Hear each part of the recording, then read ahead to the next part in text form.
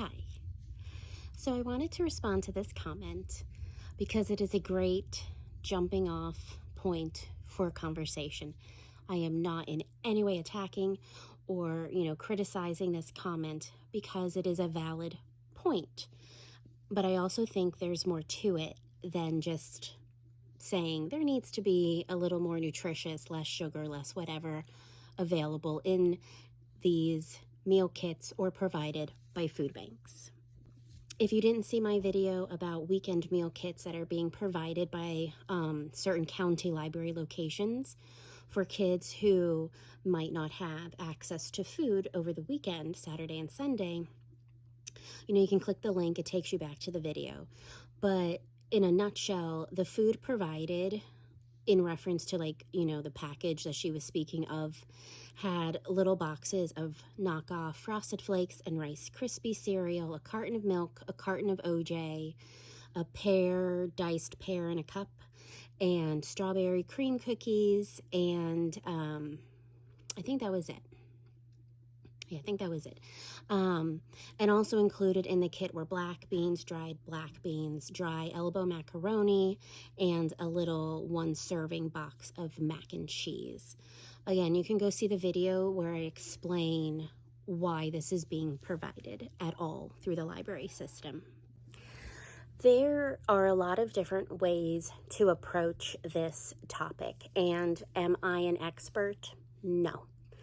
I am only basing this off of personal experience using food banks these last 2 years, of how to balance what is being provided with what my family will eat and how to pair things with the items to make it nutritious or make it more balanced and appealing, etc.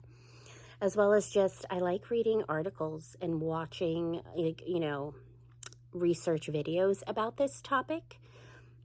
And I think it's because, we're experiencing it and whatnot. But anyway, what I'm saying is I am not an expert on this topic. I have not officially researched anything, etc. So one way to look at this is the food being provided by food banks, pantries, church-based pantries, and whatnot.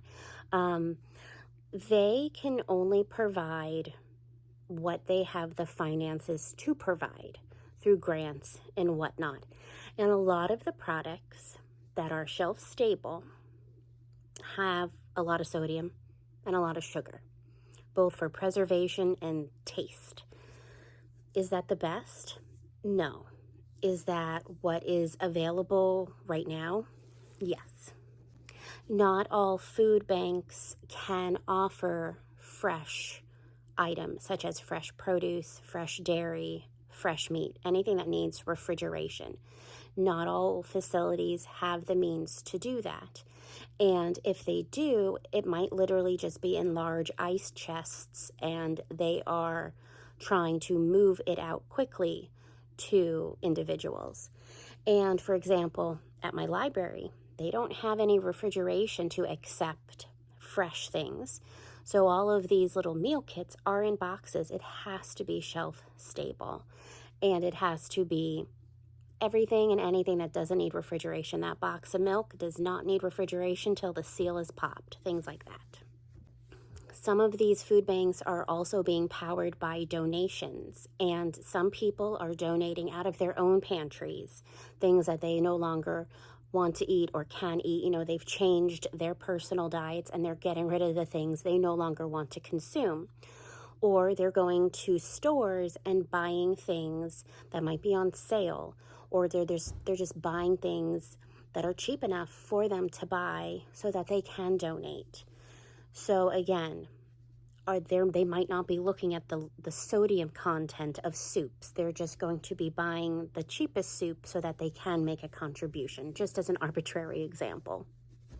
The next way to look at it, if we're going to use this meal kit as a specific example, is that this is not compromising, hopefully, and I'm asterisking, hopefully we cannot know for sure. These foods are not only the foods this child is going to eat. Will that one package of strawberry cream cookies make or break their health and diet? No. Is that little thing of cereal of Frosted Flakes gonna do in their health? No. And is what's in that bag any different than somebody else's diet who is not being, provided by from a food bank? No. Um, we are fortunate enough where I can provide that little cereal carton as well as a fresh banana and some eggs with it. But there are families that can't do that, and that's okay. Also, the purpose of food banks and pantries and supplying things like these weekend meal kits is, again, asterisk, intended. These things are intended as like food gaps. It's filling in the little spaces where a person might not have food.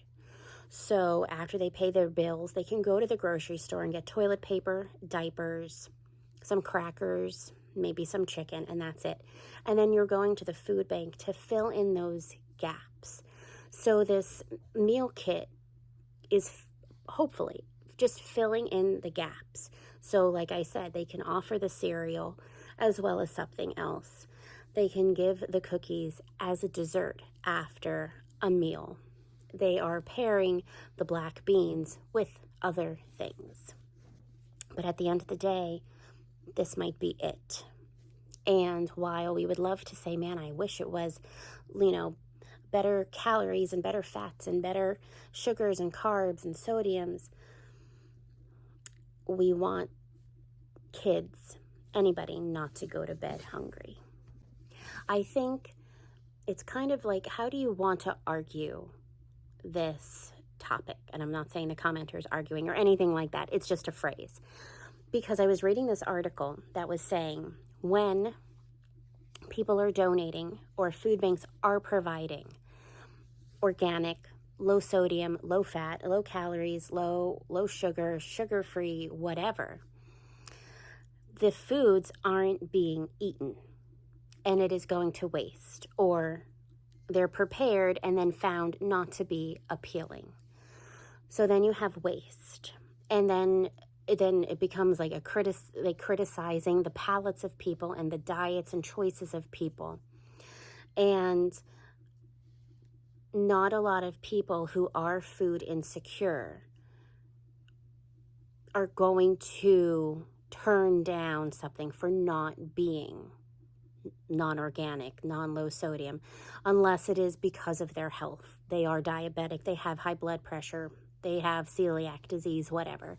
But they were finding that when food banks were providing maybe things you might find at like a Whole Foods, they were not being consumed.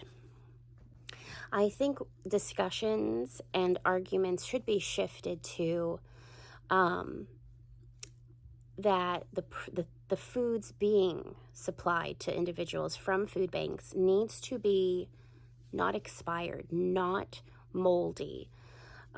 Because I've had people comment on my food bank related videos that they wish the things that they got were as good as what I got, because they are experiencing completely molded bread, rotten eggs, expired canned goods. So I think we need to shift the argument of like everything needs to be nutritious and healthy to we need to be better overseeing food banks to make sure they are providing non-expired food, which can then bridge over into the conversation of when food banks are offering fresh foods like meats, dairy products, and produce.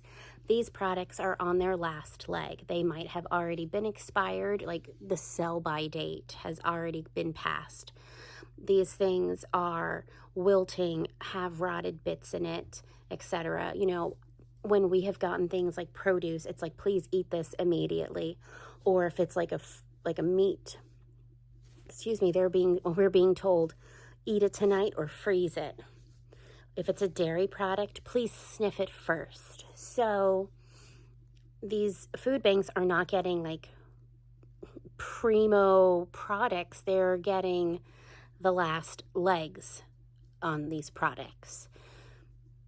So that's why it's hard to offer them because they are not potentially going to be safe to consume. They don't have long-term stability. And if a person can't eat it that night, the next day, it's wasted. Does the system need working? Absolutely. But another way to look at it, and I did not look at it this way until I read it in a couple different articles. These meal kits, for example, are not just helping the children. Imagine you are a parent, guardian, you're in charge of a little life, and you have one egg and one piece of bread to make toast out of. Are you going to give it to the child whom you're caring for, or are you going to eat it yourself? You're going to give it to that child, and you're going to go hungry and without.